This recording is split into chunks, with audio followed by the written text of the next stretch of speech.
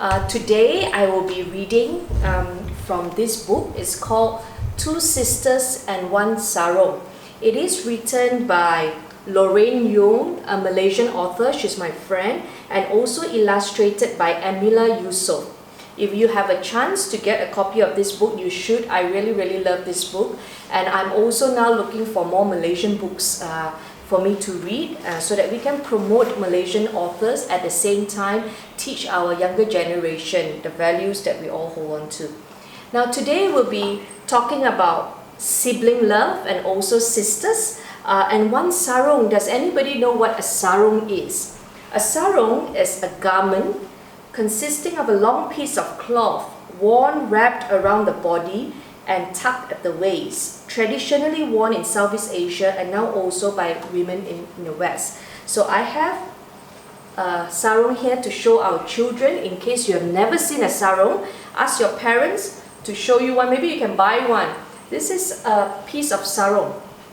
Okay, it's just a large piece of fabric that usually people, men or women, can wear this. Those days when I was a baby, my grandmother used to put me in this sarong and she would carry me. And also, those days, if you ask your parents, we have this sarong that looks like a swing, you know, to put the baby in the sarong, and they'll put them in bed. So this is a piece of cloth called sarong. Okay, now are we ready to start? Let's start.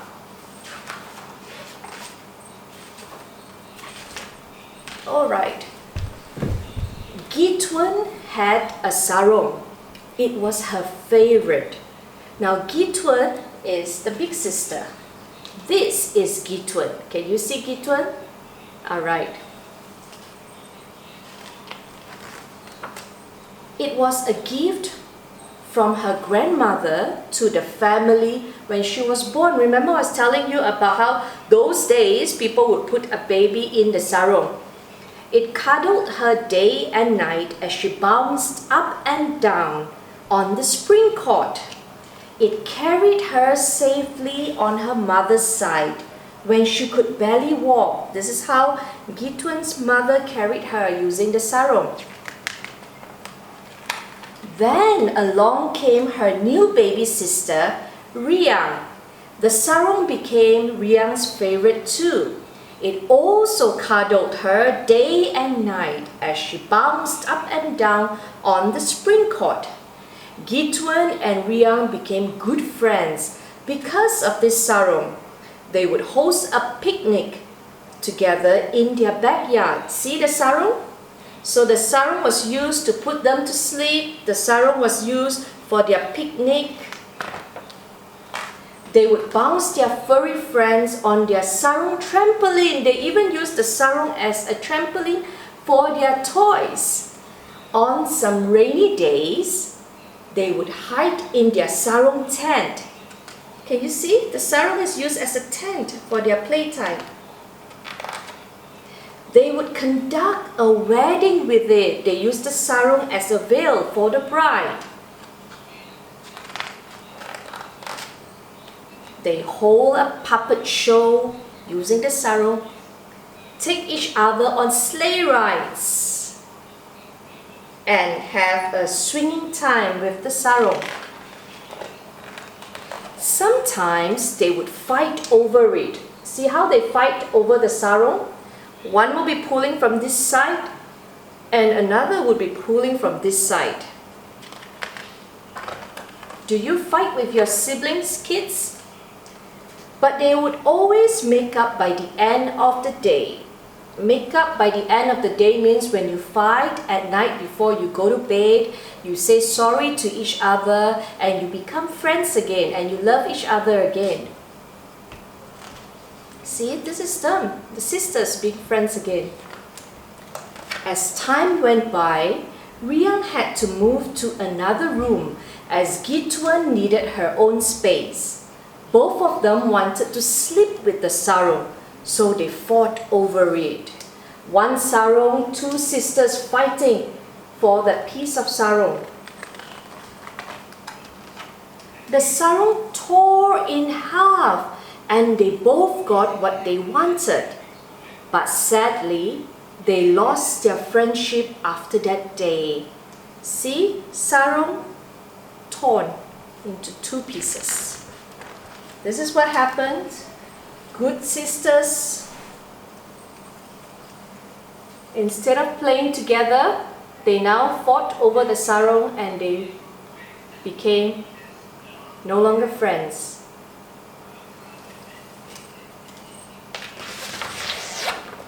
Life in the family was not the same anymore. There was no more laughter in the home. The sound of giggling was just a memory away, and the joy that once filled the 4 walls was gone. Instead, a wall had come up between the 2 sisters, and nothing their parents did could bring the togetherness back. Instead of playing together, can you see? Small piece of sarong here and small piece of sarong here, and 2 sisters are no longer talking to each other. 1 year later, Gitwen and Riang welcomed their new baby sister into the family. She had cute round eyes, thick black hair, and a smile that would melt the hardest heart. Gitwen and Riang loved baby Inang. They would tickle her toes, sing to her, and rock her to sleep. Baby Inang brought Gitwen and Riang closer as they laughed and played together, but painful memories of the torn sarong still clouded their hearts. Can you see them having picnic, but the sarong is not together, 2 pieces, separated. When Inang was 4 years old, this is Inang. Her sisters brought her to the riverside for a picnic. Gitwen laid her teapot and cups on her half of the sarong, and Riang laid her rice and fish on her other half of the sarong. Meanwhile, Inang had wandered off to play by the river's edge. There is Inang playing by herself, 4 years old, not supervised. Suddenly, screams were heard as Inang fell into the river. The girls grabbed their sarongs and ran to the bridge. They found Inang clinging onto a piece of floating wood. As their sarongs were not long enough to reach their sister, they tied a knot to join both the halves together. Inang grabbed onto the sarong and they pulled her safely to shore. From that day onwards, Gitwen and Riang found the friendship they had lost years ago. The knot tied on the bridge out of love for their little sister made them realize that something good can come out of something bad. Unity can be found in division, and love can heal the deepest wounds. 3 sisters playing together again. Gitwen, Riang, and Inang are names taken from the Lumbawang tribe living in the beautiful mountains of Sarawak, Malaysia. Gitwen means star, Riang means joyful, and Inang means darling. Now I want to show you some things about Malaysia. The 3 sisters are from the Lumbawang tribe, living in the beautiful mountains of Sarawak, Malaysia. Now, this is my board. This is the map of Malaysia. Hold on, I will show you. Okay, where is Sarawak? This is Sarawak, East Malaysia. I am living here in Kuala Lumpur, Peninsula Malaysia. So Inang, Riang, and the sisters, they lived here in Sarawak. We have many different tribes in Malaysia. And if you can travel again after the coronavirus has been defeated, ask your parents to take you to visit Sarawak and Sabah and see how people of different tribes. All of us are Malaysians, and we live in different parts of Malaysia, and we have different activities, different cultures. and we eat different type of cuisine. It will be good to know more about our friends living in other states. Now, today I also want to teach you a big word, reconciliation. Okay, because it's a mirror image, right? You can't really see, but it's a big word, and it's very often that people fight, and unfortunately siblings do fight very regularly. I have two daughters. They often fight over many things, but remember, the most important thing when you do fight with your sibling is to make up at the end of the day. So always say sorry if you have offended or if you have hurt your sister or your brother or anyone. Say sorry, be the bigger person, and things will be good again. Now, let's think about things that people fight for, and people fight against each other, siblings. Food. Children sometimes fight over food. Who wants the biggest piece of Kit Kat, or what other food? Skittles. Skittles. Children fight over Skittles. People fight over Mommy. In my house, we fight over Super Ring and Chisels. Children also fight over gadgets. Do you fight with your sibling for iPad or the remote control? Here. Sometimes siblings fight over a chair too. They want the best seat or they want the chair. Actually, all the chairs are the same, but sometimes children fight over different colors, and sometimes even despite the chairs being the same color, they still fight. Soft toys. Kids fight over soft toys. Here's another toy. Boys will fight over this. These are some of the things that siblings fight over. For Inang and Riang, they fought over a piece of sarong. Now, what about grown-ups, adults? Do adults fight too? Let me show you what adults fight for. I fought with my siblings a lot when I was younger. Today we don't fight anymore, but I watch my children fight over silly things. Alright, do you know that adults sometimes fight over a vehicle, a car? Sometimes they fight over a car park lot. If you see your parents fighting over a car park lot, please remind them not to fight. Grown-ups, adults fight over money. Money can cause siblings to fight. Very unfortunate. And remember, we need money, but we don't live for money. We don't fight over money. We don't allow money to come in between siblings or family members. Adults fight over houses. Do you know what this is? Toilet rolls.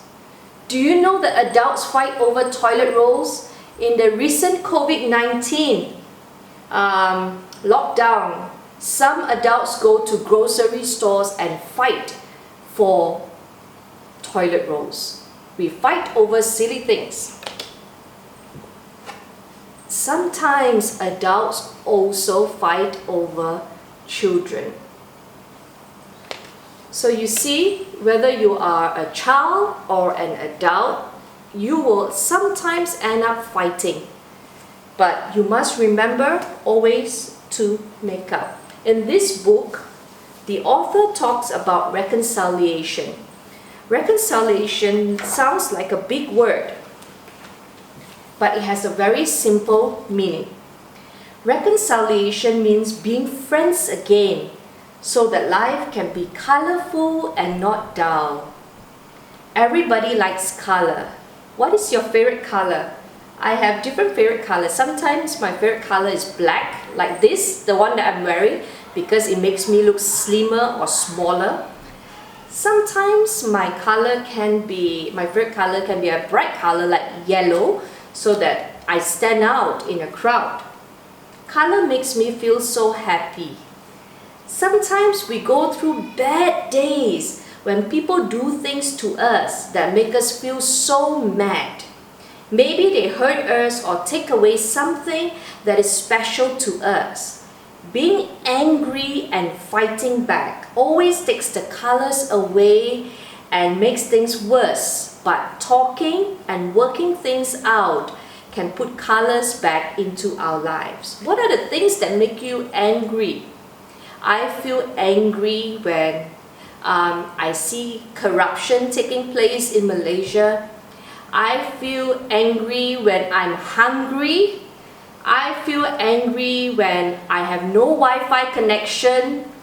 I feel angry when I have no money. Sometimes it can make us feel angry. Sometimes your parents can be angry when they tell you to do something and you don't obey, you disobey, and you continue fighting with your sibling. That can make your parents angry. In fact, we don't have to wait for something bad to happen in order to fix our friendships. Like in Two Sisters and One Sarong, we can choose to make good things happen today. Reconciliation is all about breaking barriers and building bridges, so that our world can be a better place for us and everybody around us.